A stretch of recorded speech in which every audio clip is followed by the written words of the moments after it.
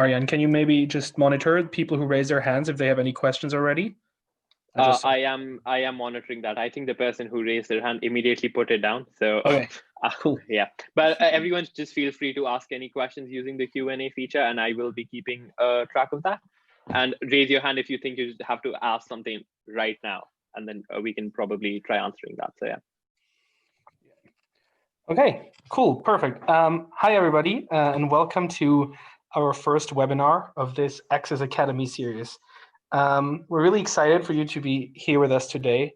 Yeah, this is a new series of webinars we have designed for students who are interested in studying at top universities. Some of you probably are already mentees at Project Access. Some of you are thinking about it. And what we really want to do today is kind of give you an idea of what it's like to study political science or PPE or international relations at top universities. So let's quickly talk about what we're going to look at today. So first of all, what's the goal of this webinar? Then there's going to be a short introduction of Ariane, Caroline, and me, who are going to be presenting to you today.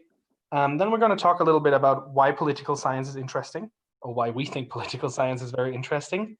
We're going to talk about political science at different universities and what are kind of the differences in how it's taught and what the emphasis is put on between universities and what you might want to look out for when you decide where to study. Finally, there's also going to be careers and opportunities, so a little bit of an outlook what you might be able to do after your degree. And then there is a Q&A session in the end. You can ask all your questions you have about political science, PPE, and IR, and more generally studying at these universities, and we will try our best to answer them.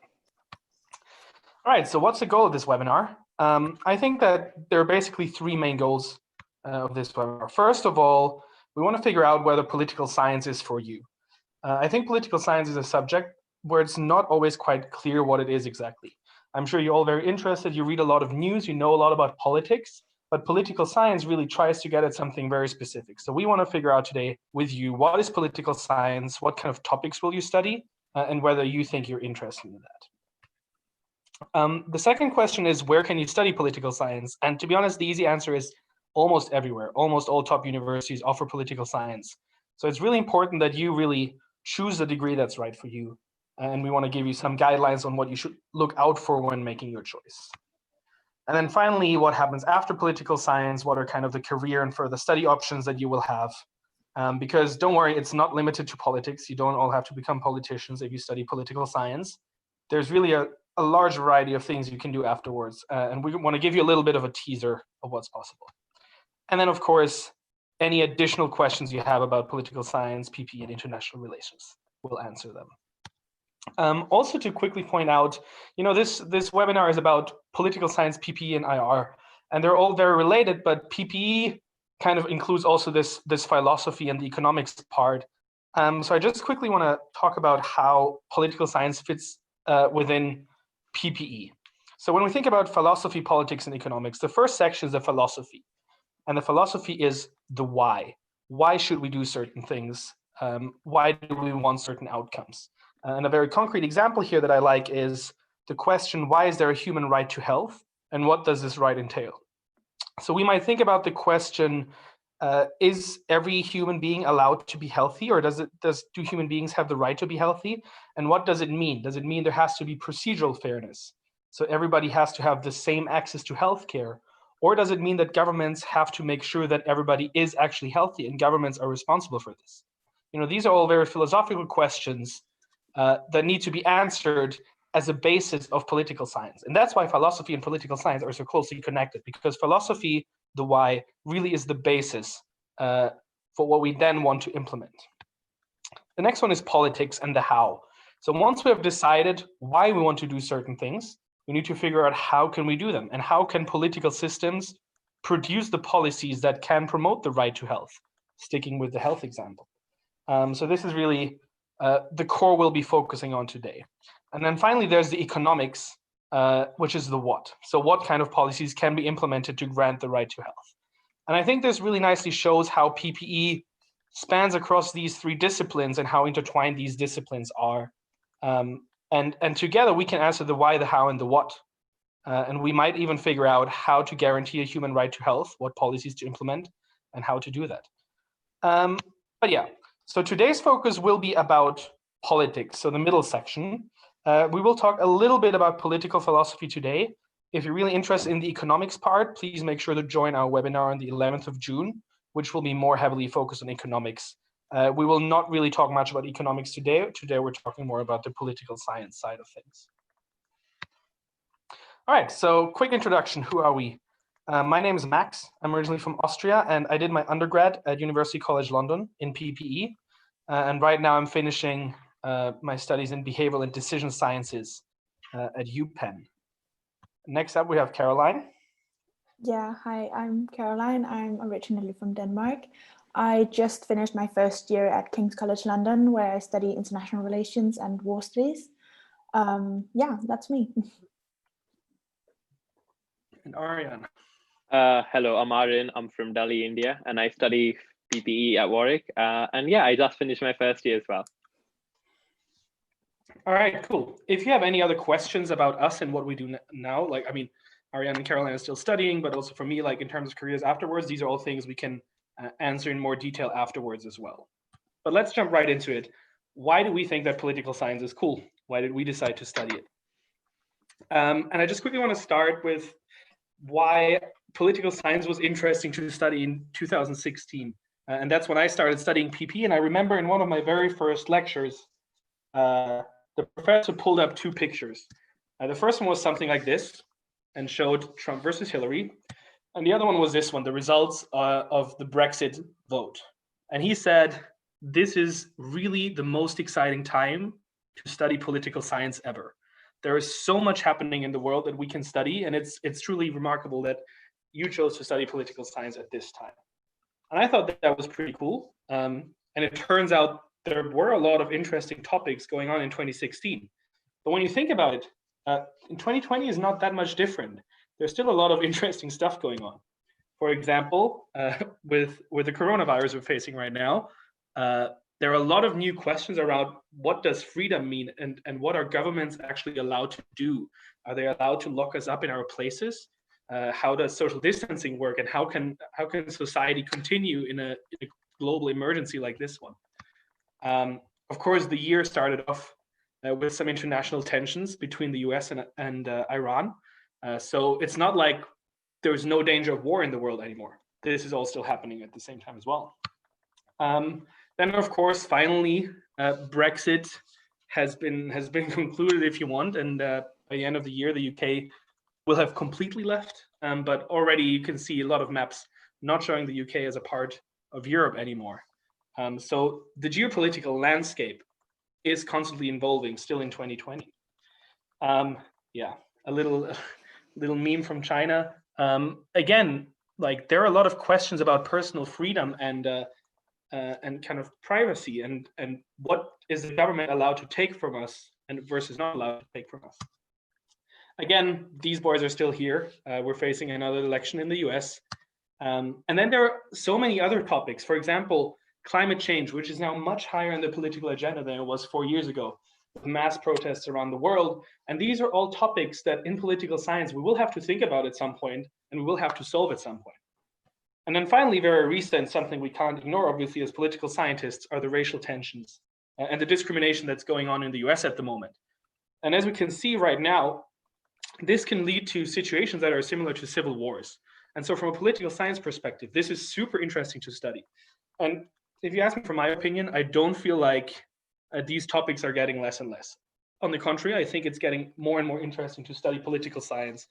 There's a lot of unrest in the world at the moment, and I think 2020 is a great year to start studying political science. All right, so what is political science? This is one of my favorite definitions of political science. It's the study of influence and the influential. So what does this mean exactly? So the study of influence is the study of structures. You know, in political systems, we have certain institutions and we have certain laws in place. Yeah, there's a structure of the political system itself. Do we have a majoritarian system, for example? What do the party systems look like?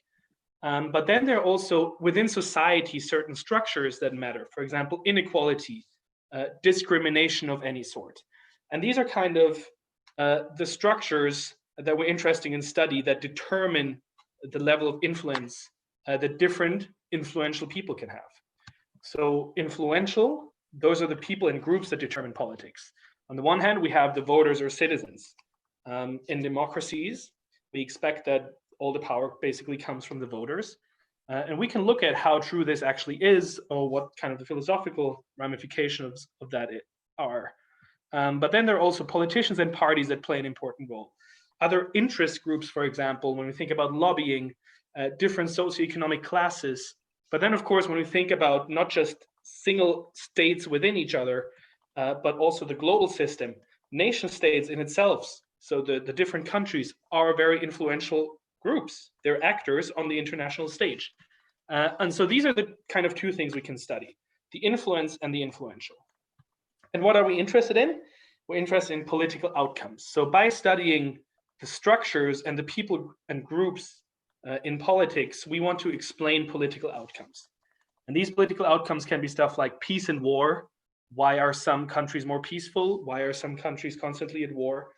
We can try to explain elections. Why do voters turn out to elections? Why do they vote for certain parties rather than others? And we can try to explain inequality and discrimination, economic development, environmental protection, international cooperation. So all these political outcomes are really the final states we want to explain by studying structures and people and groups.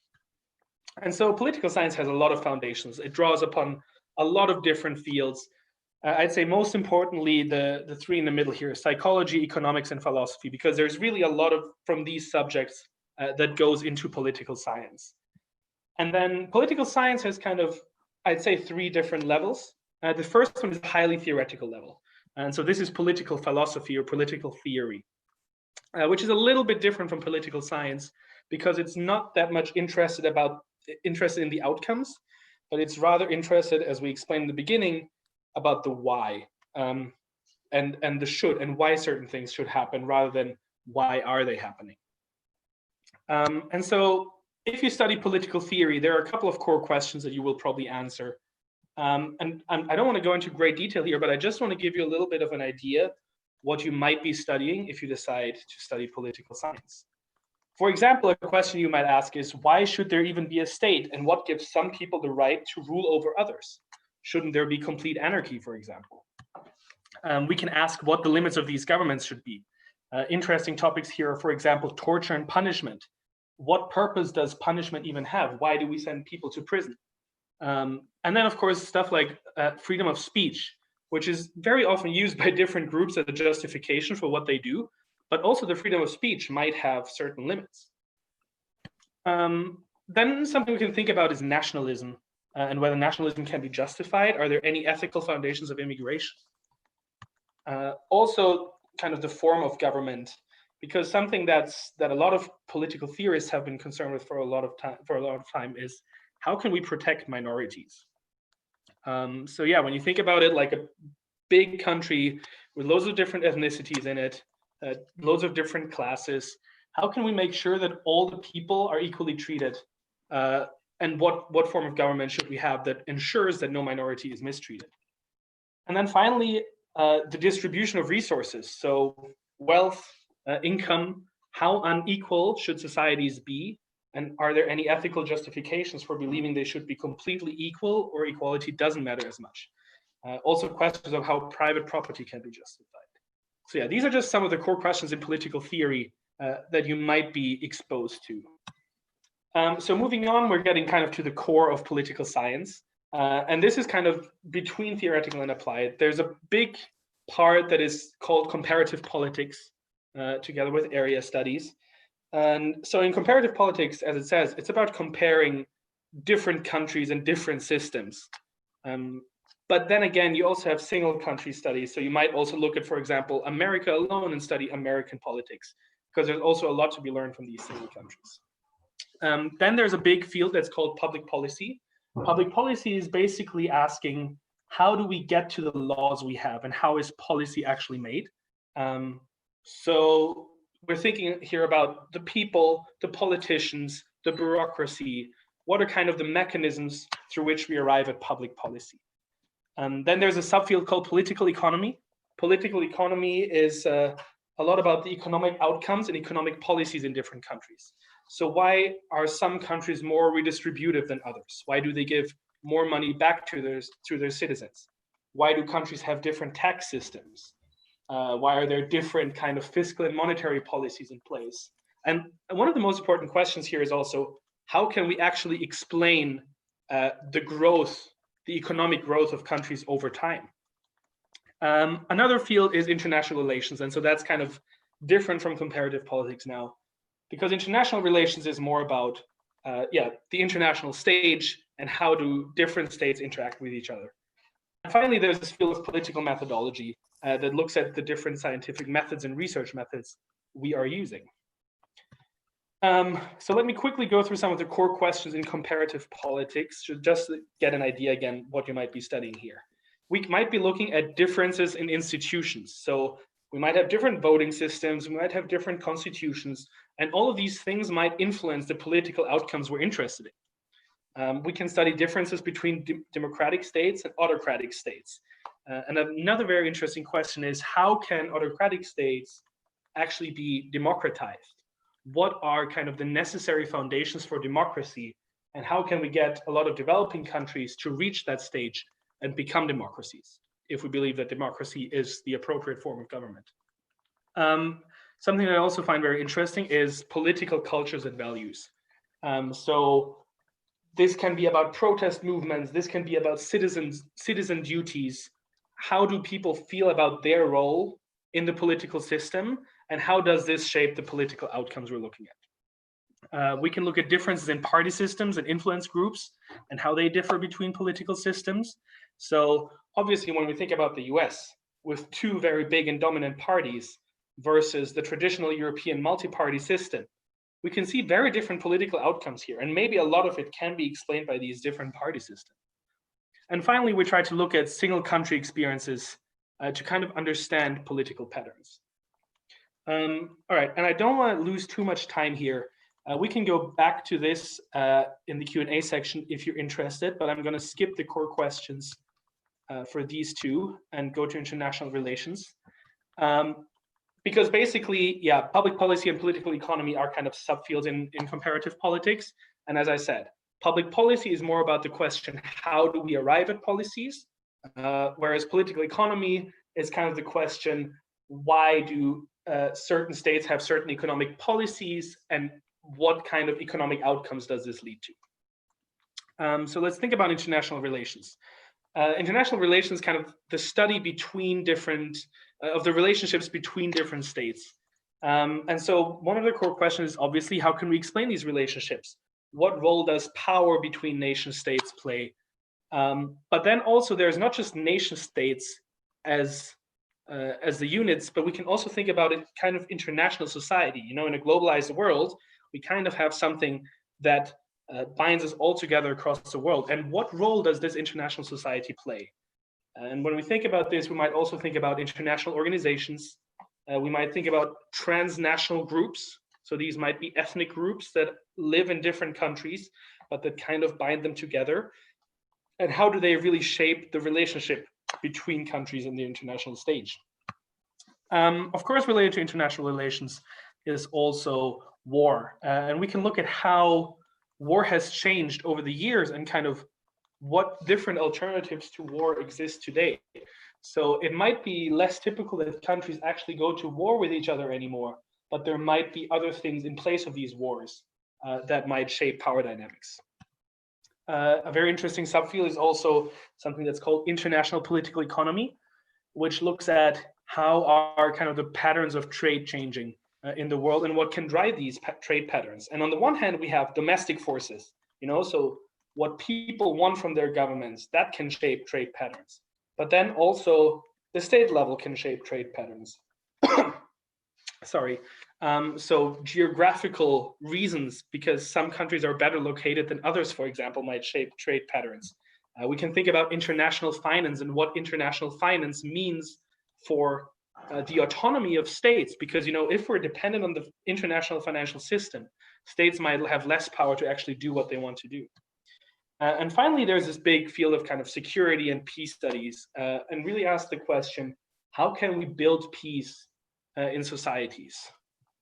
All right, cool. And the final thing I want to quickly talk about, because that's something I'm very interested in, political methodology, because there are kind of three big different methods that you might be using in political science. The first one is quantitative.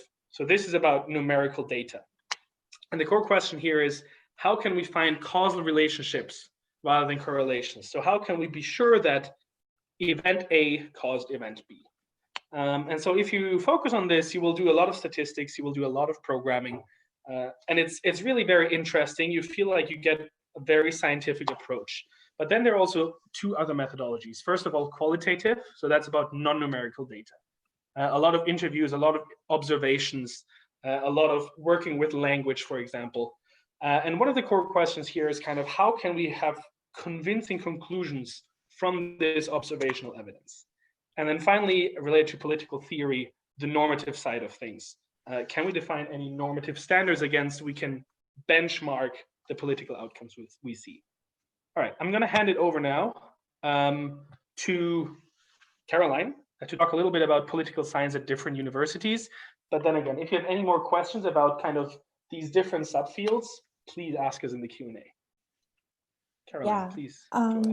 Yes, so now we'll talk about the difference between the universities, because there are so many different degrees within political sciences. And even though that the names of the different degrees might be the same, it can vary quite a lot.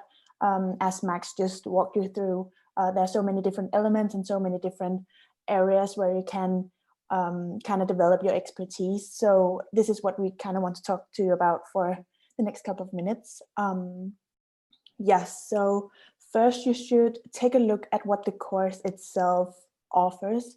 Many courses, as I said, focus on different specializations, which is, for example, so I study international relations and war studies at King's. The reason why I chose King's is because I knew that I really wanted to focus on war, conflict, defense and security. And because international relations is within the war studies department, this course was absolutely perfect for me. Whereas if I was more interested in economics, for example, political economy, then a university like the London School of Economics and Political Sciences maybe were the right place for me. You also have to bear in mind that some of the courses, like your bachelor degree, will be a Bachelor of Science or a Bachelor of Arts. So my degree is a Bachelor of Arts, which focus a lot more on humanities, like I guess you can call it like a classic bachelor degree about critical thinking, communication, whereas a Bachelor of Science has a bit more of a technical orientation, or like offers a bit more like practical experience. So for example, PPE at King's is a Bachelor of Science degree. So also bear that in mind. When that is said, then you also have to consider the university. So first of all, as I've mentioned, is your university known for something? Again, King's very well known for the War Studies department, again, which was perfect for me. But also consider whether you would like to study in a city or have a bit more of a campus life, as Warwick can offer, or Cambridge, Oxford. The London universities have very much a big city vibe, and because you don't live at campus and you're able to, like, how can you say it, like have a life outside university, that might be what is preferred for some people, whereas other would enjoy the campus life like much more. So there's a lot you can look into, and I think it's definitely worth it to invest some time in both looking into both, like take some time off and just consider what would I actually like to do with my degree. You don't need to know where you want to be in the future, but just say, what is it that interests me specifically like about this topic? So take some time off, have a look at the different universities, at the different courses, because when you develop that, it will make it easier to choose from all the different universities, and also write your personal statement, because you already now can tell, oh, this is where I'm headed. Yes. As well, I have to mention that we have the webinar on the 9th of June, where you can learn more about the difference between the UK and US universities. So Max has studied in the US as well, so you can ask him questions as well, where I study at London University, and again we have Warwick, which kind of can represent this campus vibe. So now we want to walk you through some of the courses, and I think because of the time, we'll just go through them. You will receive the different slides so you can have a look at them. But this is basically just to show you all the different degrees at the different universities. So I think, Max, you can basically just slide through it. I don't know if that's the best way to do it. I guess just one quick thing to mention here, what we just want to show you is that these different degrees all have different specializations, as we said. And just to quickly highlight so let's take these 4 PPE degrees, for example, what you might want to think about. For example, the PPE degree I did at UCL has a really strong quantitative methods track. So there is a very strong focus on statistical programming and working with data rather than qualitative or normative methods. Whereas, for example, what PPE at UPenn, for example, offers is a little bit of a focus on psychology and behavioral economics. So if you're interested in behavioral economics as a part of political science, then you might want to consider a PPE major at UPenn. But I think in the interest of time, we'll just quickly go through your courses. Maybe you want to say something about IR and war studies? Yes. So again, when you choose IR, you often have to combine it with something else. So what I really, again, enjoyed about IR at King's is that it's only focused around subjects in international relations. You don't really have too much on politics. So if you find a degree called International Relations and Politics in the UK, for example, the politics part will be very much about the political system in the UK.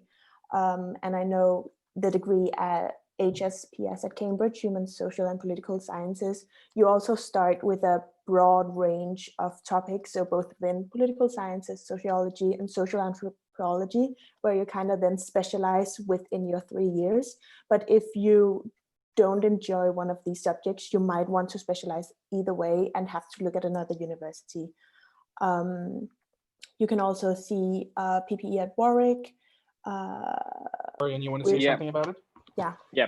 So essentially, PPE at Warwick is a really interesting experience as well. So essentially, it allows you to do either a BA or a BSc, and you get a BSc if you major in economics, which basically means taking extra economics modules. That's probably something I'm considering as well. And just like Oxford, like you can essentially, you can make it a bipartite or a tripartite. Second year onwards, it's a 3-year program. I think the most interesting part about studying in Warwick is the final year modules, since these are interdisciplinary modules from different departments. So there'd be a module for politics and philosophy, for politics and econ, and for philosophy and politics. And these core modules, I think that's what form the core experience of studying at Warwick. And I think that part is really, really interesting. So I would definitely give a strong consideration to Warwick as well while applying. And then for the very last course in this slide is the ESPS at UCL, which is then a specialization within European and international social and political studies. So there again, you have another focus in contrast to Warwick or in contrast to King's already there. So please ask us if you have any questions on our specific courses. And again, definitely remember to have a look at what the different modules that the courses offer. That's quite important.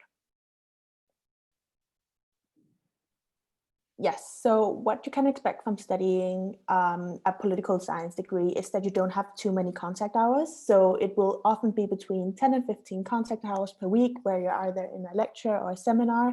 I will explain the difference in a bit. So this is where you will be around your teachers and around your classmates, I guess. There will be a lot of independent study, lots of reading in the library, and you don't have to read everything on the reading list, but as you know, the more you read within both theory and within the news, the more you will know about your degree. Also, there's a mix of lectures. So it can be up to 15 plus students, and in seminars, there can be around 15 students. So in my course, I think we're about 150 in the lectures, which is these big lecture halls where you have one lecturer who will have like 1 hour, 2 hours, where they will just speak about a specific topic and you just sit down and listen. Whereas seminars are these small class seminars where you will have a discussion. Kings do a lot of presentations within their department. So you will be more able to discuss with your classmates, present, kind of force yourself to develop an opinion on the different topics. In the US, I don't know if you want to say that, Max, with the core curriculum. I think this is just quickly to mention on the side that when you decide to study in the US, these universities, you won't right away start with your major in political science. Usually these universities have a core curriculum. For some of them, it's just in the first year. Some of them have it in the first 2 years, where you basically study something from all across the university. So in your first year, you might end up taking courses in biology and chemistry and communications and engineering and some political science. And then only after your first year, after your second year, you start focusing on your actual major. So that's just another thing to keep in mind when you think about, do I want to study in the US or in the UK? In the UK, you start with your degree in political science right away. In the US, you will have to do your core curriculum first. Yes, and then lastly, you will have a lot of fun and meet lots of interesting people. What I really appreciated by studying at King's, for example, is that it's very international. So there are not that many Brits actually. So it kind of allows you to discuss these very relevant topics with people from all over the world. So you don't only have your perspective from being your own like European, Danish mindset, which I very much am. So that's interesting, and it's great. Yeah. Okay, so lastly, I will just briefly walk you through my first year timetable. As you can see, not that many contact hours. My longest day was Monday in my first year, where I would meet at 9 for a lecture. Then you can see basically the white space, which is free time, where you will either go home to sleep or you do some more studying or prepare for a seminar, which are the kind of the yellow spots. Yes, that's a seminar group. So that's the small groups where you kind of have a presentation, or you have a group presentation, or you have to debate some specific topics that then were a part of the lecture from that day or that week. And then I finished with another lecture afterwards. And this was kind of my week, very light. I spent a lot of time in the library simply because I didn't want to go home in between classes. And even though the days, so for example, Wednesday and Thursday, where I didn't have anything else but like a 1 hour lecture, a 1 hour seminar, I would still stay at campus and either be with my study group, which isn't something that the university gives you, but we kind of made our own study group. So kind of go through the week's topics with them, or just sit by myself and work on essays or work on presentations. And then I had Fridays off, where the kind of the purple is kind of this study skills sessions that they made in the first year. I don't know if you guys had that, but it was kind of like an introduction to university life, how to do your readings, how to write an essay, how to do a presentation. But we didn't have to go to them, but it was quite useful when you actually went. Yeah. So this is my, so careers and opportunities. Yeah. So essentially, I think basically there are a number of opportunities you can have after studying either politics or PPE. And there are a number of industries in which you can get hired. So I think one of the most common thing that comes to mind is that Oxford PPE you become a politician, but that's not necessarily the case. It's definitely the case that a good number of politicians have studied PPE at Oxford. I think that's the case with majority of British prime ministers, but the opportunities truly are endless. And just because you're studying politics does not mean that you have to become a politician.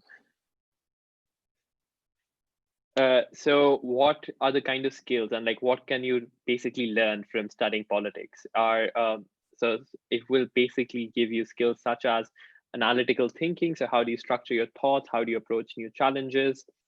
Then quantitative skills, like can you understand and use data? I think Max talked a lot about this. Like it's definitely something you learn a lot, and there are a lot of data analysis jobs, I think, today.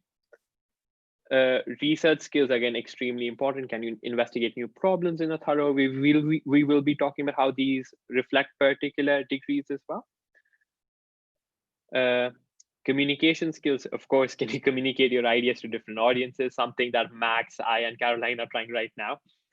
And interdisciplinarity, I think that's one of the most important things you can learn from PPE, just seeing how you can put these three, in a way, different topics together, how you can have a politics, philosophy, and economics approach to something you're studying. I think that can be really interesting as well.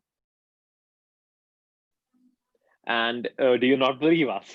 So essentially here, Max has created a really interesting list of what UCL PPE students are doing since they graduated in 2018 and 2019.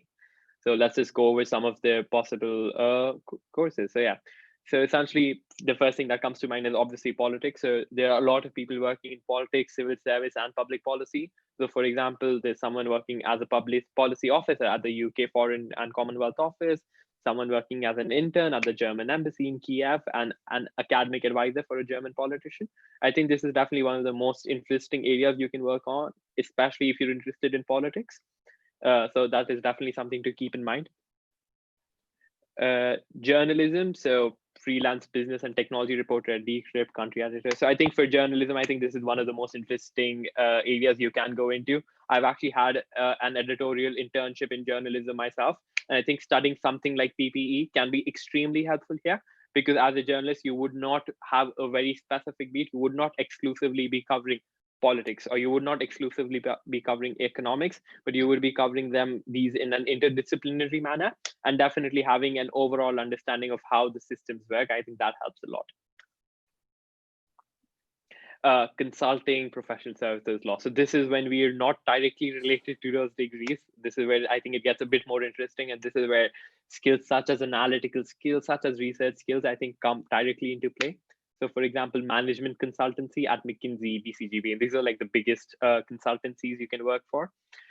These are really interesting jobs where you're essentially consulting different companies on how to basically make their processes more efficient, how to get new changes implemented, etc. A financial services consultant at PwC, associate at Grant Thornton, yeah, I guess so. And yeah, so loads of options, and even in law. So yeah. Financial industry. So if you're interested in finance, so you can be a private equity analyst at Goldman Sachs, as fancy as that sounds. Risk manager at the London Stock Exchange Group. Essentially, I think for consulting and for finance, these are a few options which are actually open to a lot of students, even especially for economics. But I think that's one of the benefits of studying a degree like PPE, which you might not necessarily get with politics. But at the end of the day, these kind of jobs are indeed open to you, regardless of what you study. And it just explains how studying something as wide as PPE can open your wings, essentially, and just open a lot of doors for you to just explore all of these options. And you can obviously work for startups or social entrepreneurship. So one of the main things is various roles at Project Access. So our CEO is in fact a former PPEist himself. So we have a lot of interesting roles going within startups and social entrepreneurship. But that's definitely something, if that is something you're interested in, PPE should definitely be at the top of your options. I think in fact, Project Access has a really, really high number of PPEists. Not a surprise, to be honest, so yeah. And finally, you can go into further study, something that Max did. So there are a huge number of options. So you can go for something traditional, such as say economics at Oxford, but you can also go for something a bit untraditional, such as applied social data science at LSE, regional and urban planning studies at LSE. I think that's a really, really interesting course. And behavioral and decision sciences at UPenn, again, that's something that Max is doing right now. Social science of the internet, again, that's something really interesting that's coming up. So yeah. So yes, now we have the Q&A section. So I have been collecting a few questions regardless. If you guys want to, if you've already asked a question, but you want to say it out loud, you want to raise your hand, I think that would be really nice. We would love to hear from you.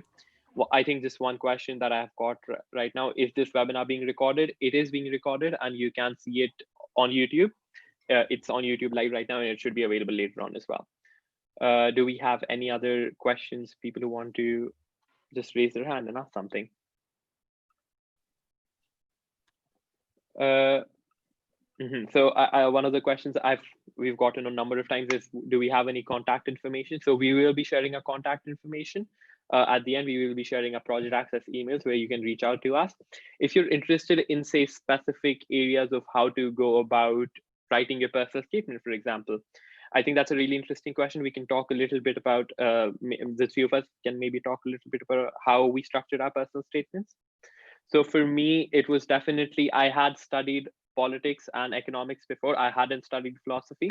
So my approach was definitely to focus on my strengths and to focus on politics and economics. And I think that definitely helped. I think the structure was to make it more like a story. And so instead of just listing the books I've read or how many newspapers I'm reading or something like that, or the internships I might have done, I focused on creating a story of how I am going about things and how my life led to basically me choosing to study PPE. And I think that definitely helped. How did you go about your personal statement, Caroline? Well, I actually thought that I was going to study only war studies for a long time. So what I focused on was, I actually took I guess a personal story and told it. So I've lived in Switzerland for a couple of years. So kind of talking about how I really want to explore the international stage more, and especially by studying World War studies and international relations.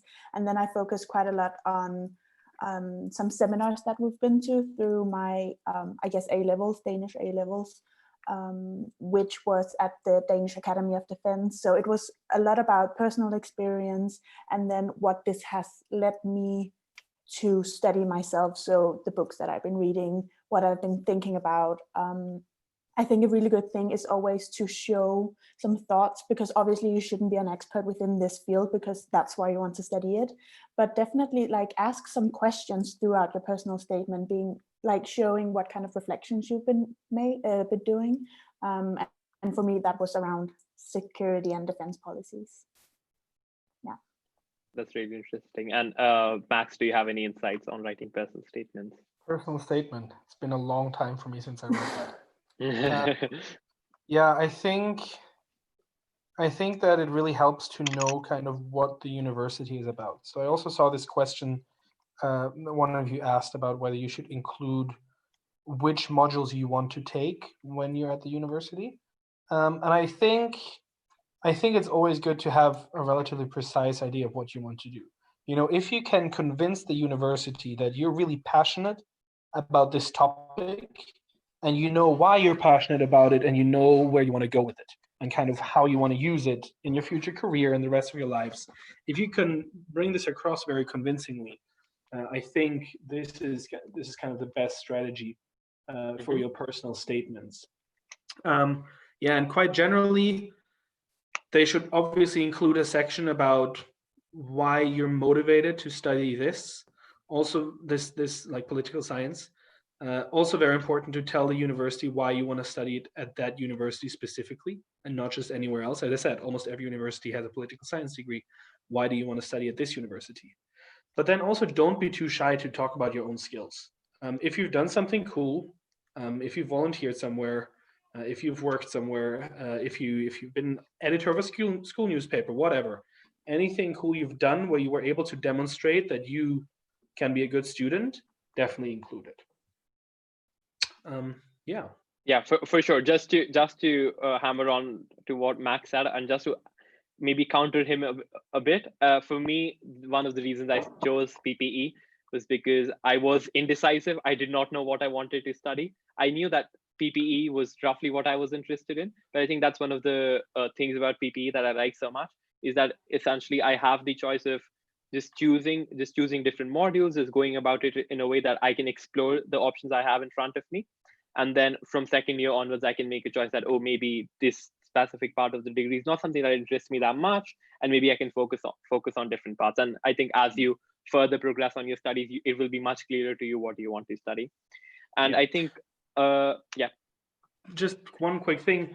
A lot of this, like thinking about personal statements, like I definitely recommend that you join Project Access and you get a mentor from Project Access, because that's essentially what we're here for today as well. Like we kind of show you what studying at these universities is like, but when you really want one-on-one mentorship to kind of guide you through the application process, to kind of show you how to write a good personal statement, how to get good letters of recommendations from your teachers, how to succeed at interviews if your university has them, then definitely apply and try and get a mentor from Project Access. It's entirely for free. We're all students who are volunteering, and we can share our experience. And you will be matched with a mentor who, in the ideal case, studied or is studying the exact same degree at the exact same university that you want to apply for. So they will really have the know-how and the resources to tell you what a good personal statement for this specific program looks like. Yeah, for sure. So I think the next question we have is, could we tell what subject combinations did we have throughout our studies? I think that you presumably mean high school studies. So or do you mean, can Anna can you quickly tell us if you mean high school or if you mean university? Yeah, that would be nice. Both actually. Okay, so I think to start with, for me, for high school, essentially for my last 2 years of schooling, I did the Indian board, which is quite different from the IB or things like that. But essentially I had history, political science, economics, and math and English. And so in that way, I had studied politics and economics before, which in a way prepared me for PPE. But in a lot of ways, you do not have to study everything, or in fact anything. I have a few friends who hadn't even studied any 3 of these subjects, yet they went for PPE, and I think they're doing equally fine. It depends from university to university, but for example, in Warwick, they assume you haven't studied any of these 3 subjects. It definitely helps if you have read about them outside. So I think that's definitely something you should consider. I don't think it necessarily puts you at a disadvantage, but it's definitely something you should be interested in and be able to demonstrate your interest through your personal statement if you do not have those subjects. Yeah, for me, so the Danish high school system is a bit different because you kind of have all kinds of subjects. So I both did physics and chemistry, but also English and Danish and social studies. But what I kind of chose to focus on was English, math, and social studies, where in social studies, that was very like about politics, but for half a year we did international politics, I guess. Those were kind of the subjects that I mainly did for my last year of high school. Yeah, and I guess in the Austrian case, it's similar to the Danish case. Like we basically have to take all subjects until the end. And in terms of like PPE, like I didn't take any politics in high school. That just doesn't really exist. Also, not much economics, because economics is really very much of a university degree. I feel, even if I know a lot of people are doing like economics for their A levels, for example, or economics in high school, but from what I've heard, this is very, very different. A very, very different type of economics than what you will study at university. So yet again, join our webinar in economics.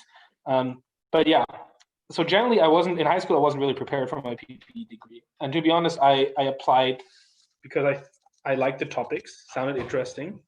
And in terms of at university, I'm actually going to share my screen once more real quick. So that I can quickly walk you through,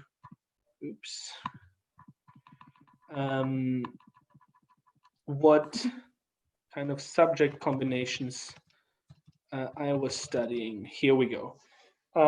Because that was a part of the question as well, right? So what I studied at university. And so what you see here is kind of my whole PPE degree at UCL.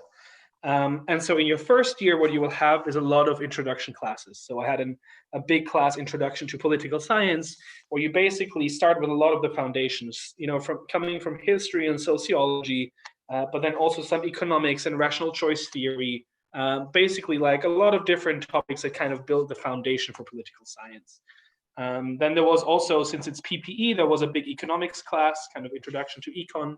I also had to take mathematics for economics. And then kind of my philosophy section consisted of introduction to logic. So logic, it's kind of, yeah, for me, it was one of the most important classes I took because it really teaches you how to argue and how to formulate arguments. Yeah, and it's kind of at the intersection between philosophy and mathematics. And then a little bit of history of philosophy. So that was my first year, really foundational stuff to build on in year 2 and year 3. And then what you have in year 2 is a lot of core classes. So they resemble a lot what we talked about in the first section. I had a big international relations class, I had a big comparative politics class, a big public policy class. Then everybody who studies economics has to do a microecon and a macroeconomic economics class. So microeconomics is about individual decisions, either of firms or consumers, for example. So how do they decide what to produce, what to buy? How does it impact their welfare? Whereas macroeconomic theory and policy is more about the state level and the country level. So how does the economy on a country level work? How does it interact with the financial system? Why do central banks do certain things, and kind of fiscal monetary policy topics. And then, as I said, UCL has a very strong quantitative methods stream, which I actually didn't do, but I took some courses from it. So I had a quantitative methods introduction there. And then in year 3, this is where you can basically pick and choose and kind of specialize in the things you're interested in. And so for me, I kind of went into this behavioral economics side. So I took a behavioral economics class, I took a household economics class, which is kind of about how do you measure poverty correctly, and how do you kind of explain household level decisions versus individual level decisions, and how do people within households make decisions, which is also quite interesting. And then a couple of modules in political science. So politics of the EU is a relatively standard one. This one was super interesting, the politics of economic policy in weird countries. This is a political economy class about the first world, basically, about weird countries, and really understand why does the US look different from the UK, look different from Sweden, look different from Germany? Why do they have different economic systems, and how did this come about? And it has a large historical component, but it also exists until today. And today we see differences in how these countries work, which is super interesting. Policy analysis in evaluation is, again, a very quantitative class. So this is a lot about causal analysis. What kind of statistical tools do we have to really understand how certain policies work? And then I had a PPE capstone, which is kind of the final class to kind of bring all these degrees, modules together. And then I wrote my dissertation. So yeah, this is kind of, the big overview of what I did. And as we said, if you study things that are slightly different with a slightly different focus, obviously you will have different classes. But I think this gives a nice overview of what a lot of these courses look like. Like, there are some foundations that you will do everywhere. You will always, if you do PPE, you will always do microeconomics and macroeconomics. You will probably often also do econometrics with it. If you will always study comparative politics and international relations. There's hardly any way around it. So yeah, I hope this answers the question about what combinations you study at university. And just like one final thing to add to that, I think that like in your 3rd year or 4th year, depending on how long the degree is, also something to look out for, whether it's a 3-year or 4-year degree, you really get the chance to specialize in something that you're interested in. And so so you saw all these different courses, but basically within all these different courses, I focused all my essays and all my work on a very specific topic. So I was super interested in public opinion and kind of how voters and citizens make decisions, and how voters and citizens and their demands then influence the kind of policy we get. So within each of these modules, I try to focus on how individuals arrive at decisions and how this impacts the political system. And I think that like after 2 years of studying, you will find something that you're interested in, and you really will be able to choose your modules, choose and pick them, so that you can really study what you're interested in. And that's pretty great. I hope that answers the question. Yeah. So, sorry, just to add on to one thing, the level of how much you study politics, I think that also differs from university to university. So studying international relations, for example, that's not something that happened for me in Warwick. I could have chosen an optional module for that. So if I was interested in that field, I guess that is something I could have chosen. But for me, politics was limited to intro to politics. And I think primarily for next year, just because of how I've not necessarily found politics in university as interesting as high school, I'm not taking politics next year, which brings to me a really interesting question is, will we also be talking about the disadvantages of studying politics? To answer that one, I think, again, like for someone who actually did drop politics, is thinking of dropping politics, at least I think for me, it was mainly about how sometimes theoretical it can get without necessarily having all of that context. So that is definitely something you have to keep in mind. And I think one of the things I definitely miss from high school is the way it was taught, the way politics was taught in high school was a much more history-based approach.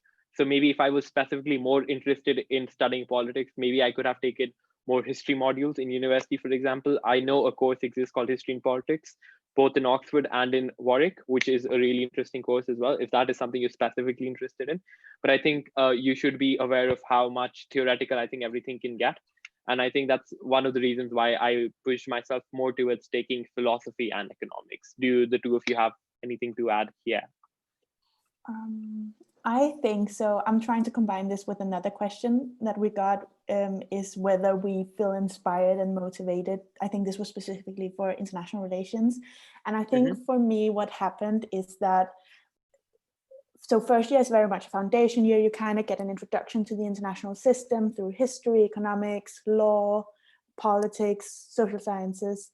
And what it kind of does to you is kind of like explore your mind, because you just get so much information, you get so many different aspects.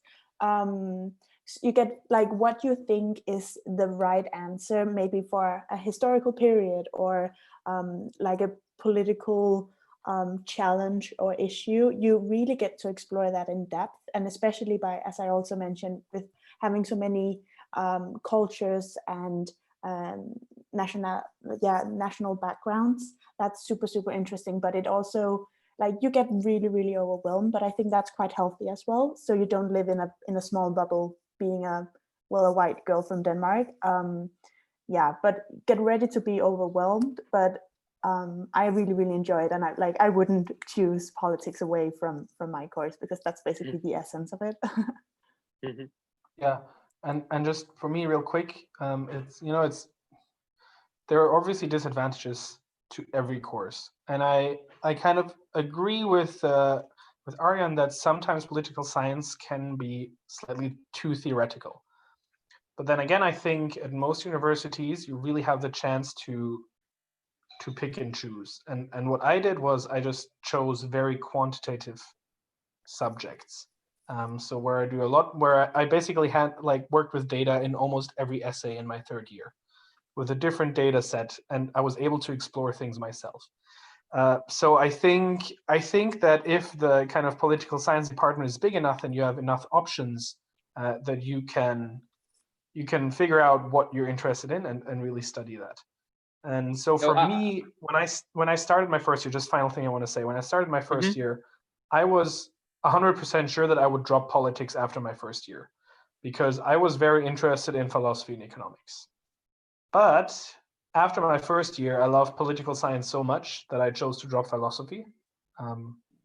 So yeah, I think that I was very surprised, and I think political science is very different from what you expect now, and also it's very different from simply reading the news, right? And that's, I think, what most of us who went into studying political science thought in the beginning. And yeah, I hope we gave you a little bit of an idea of the kind of questions you will be answering.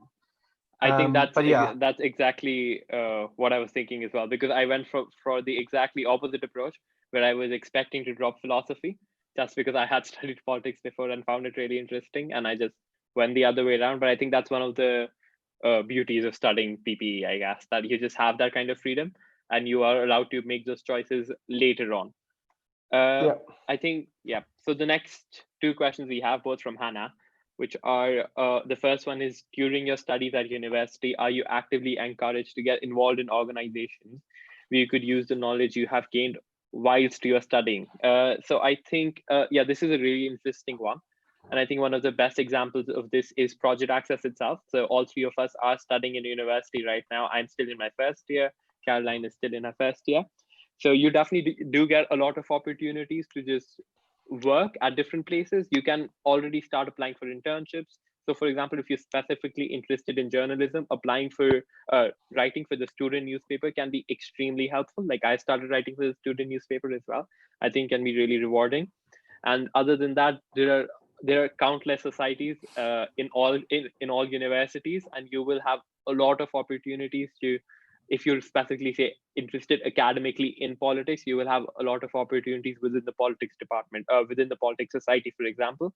And if you may be more interested in like organization, there'll be like summits that would be organized, and then there would be events. So like I feel like the only problem you'll have at university is that you won't have enough time, and there will be too many things you want to do beyond just your studies. So yeah. Also, one thing to add to that is, again, it is very much down to you and what you make of it, right? The opportunities are definitely there at all of these universities. You have amazing clubs, amazing societies with different focus. You have other kind of startup-y kind of things that you can join. And I think don't stress out about this for now too much. You know, when you arrive at university, you will slowly get into kind of the feeling of university, and you will realize what you're really interested in, what you want to do, and there will be an opportunity. But it's important that you look out for it, and you kind of like stay informed and see if there's something out there you're interested in, and B, that you also take these opportunities. So make sure that you make the most of your time at university. It goes by very fast, and Arian was right. Like, there are way too many things that you would like to do, and you simply don't have the time to do all of them. So make sure that you choose wisely the kind of projects you want to get involved in, and definitely like take the opportunities that you're given, because they're amazing. So the next question we have is, have any of us done an year abroad, and are they helpful and important? So to answer the first part, no, I have not done a year abroad, and I'm not really thinking of doing a year abroad either, just because for me, the 3 years at Warwick are 3 years abroad.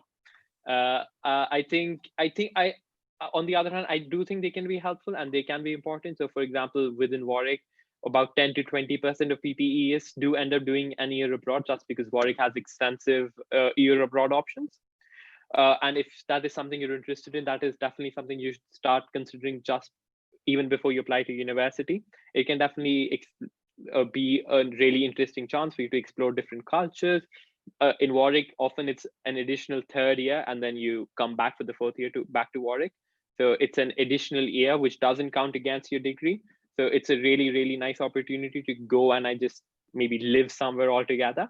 But at the same time, there are additional costs involved, and you really have to think about finances, etc. as well. So I think that's definitely something to keep in mind. Have any of you done a year abroad? I have not done a year abroad. And very few people in my course actually have. And I think that's because a lot of us were international students. So yeah, when I studied PP at UCL, we were, I'd say 60 to 70% international students. And we really, we were already studying abroad in a way. And so we were not too curious to actually study abroad. But again, all of these universities have great study abroad options. I remember, like, one friend of mine went to go to the University of Toronto for a year. We had somebody in Sydney, we had somebody in Tokyo. Like, there's amazing opportunities. And if you know you want to do that, that's great. Usually you can apply for these study abroad options also in advance, but you then don't have to take them. Like, make sure that if you're interested in it, to keep the door open and to apply for the right program that offers it. But in the end, you don't actually have to take it if you don't want to. And I think it's in the end, it's very much down to like how much you like your community at university. And you know, if you're an international and you already study abroad, my experience was that most of us in the end said we don't necessarily need to do a year abroad now because we're basically doing our entire degree abroad. Yeah. Yeah, and I agree with you guys. I also actually thought that I was going to do a term or a year abroad, but decided to stay in London because I like it so much. But I could definitely consider doing my master's abroad. So, well, I am abroad, but someplace else than London. Mhm. So the next question we have is it possible to study international law and international relations in the UK when you're neither British nor a genius? Yeah, It is. I want to say one Yeah. thing quickly about this. So the thing about law, both in the US and the UK, is that law is usually not an undergrad degree, right? So usually, like it's more true for the US, I guess. There are more and more universities in the UK that offer it, but in the US, you usually don't start studying law in your undergrad. You usually Mhm. study something else beforehand, and then you go to law school afterwards. And Yeah. in the UK, more and more universities are offering undergrad degrees in law. But I'd say it's also not necessarily the typical path. Yeah, and in terms of international law, like it depends on what you want to do with it afterwards, really. I mean, if you want to become a lawyer in your home country, probably studying law in the UK is not the best idea. If you want to go and work in an international organization, for example, yeah, sure, go for it. Just to add to that, we will be having a law-specific webinar as well, probably towards the end of this month. So just keep an eye out on our social media channels, and we should be announcing that because I don't think any of us are qualified enough to comment on what's the best path to take regarding law specifically. But just if you're not British, I still think like British universities give you equal opportunities when you're applying. It doesn't put you at a disadvantage, like everyone said. Like a huge number of students are international, and I don't think you have to be a genius or anything. I don't think I'm a genius, but I think that is perfectly all right. You just have to have a systematic approach to when you're applying to university, and again, using something like Project Access can be of immense help. I don't know if I So- should connect a comment to the international relations part of it. So I'm actually taking some law modules for next year about international law. So I think I don't think we've mentioned this, but what most universities allows you to do, at least at King's, is that you can choose modules with like outside your department. So if I wanted to specialize within environmental something, then I could go to the geography department and choose some modules from there, because the war studies department didn't necessarily have specific for environmental, I don't know, issues, policies, something like that. So what I've done is that I've taken some modules from the law department, the law school at King's, which is going to be really, really interesting. But yeah, no, definitely look up, show up to the webinar about law. And no, you don't need to be neither British or a genius. None of us are British, and we're doing fine. And I think the last question, since we are almost out of time, we would like to end with is, which is a fun one actually, is do you like London as a city? I don't live in London. I think it's really fun to visit from time to time, but I think I really like how I like my university lifestyle, my campus lifestyle in Warwick. But I know the two of you have different opinions of this. Yeah, for me, London is probably the greatest city in the world. I mean, I definitely spent the 3 best years of my life there so far, so I'm very much attached to London. So right now I'm in Philadelphia, which is also a cool city, you know, but nothing compares to London. And it's very likely that I'll move back this fall. Because it's just, you know, it's I remember in my first year I had a wall calendar, and this wall calendar, it was given out by UCL, and it said something. It was some author from the 1800s or something, something like, when you've seen London, you've seen the whole world, and you don't need to go anywhere else. And I think to some extent this is true. There is nothing you can't do in London, and there are very few cities in the world where this is the case to this extent. There's everything. No matter what you're interested in, no matter what you want to do, London can offer it, and that's why I think it's an amazing city. Yeah, definitely. I agree. I miss London very much, being at home over the summer. I think there's so many opportunities. Also, just as I mentioned, where Warwick or Cambridge or Oxford can be very much a campus vibe. You don't do anything else but being a student. Then you can also you can do so much more. You can like, so for example, the Project Access headquarters is in London, so you can kind of go outside. I have a job as well that isn't something within campus. I work at a gallery, so there's so many opportunities, and your friends can come visit you if they're able to. And it's a really, really interesting city to live in. It's also, I must admit, very overwhelming, again, because it is a big city. A lot of stuff is happening. There are so many people and you're just there. But again, if you grab the opportunities and you just connect yourself to the university, you're going to do fine. And yeah, and again, you'll never get tired of London.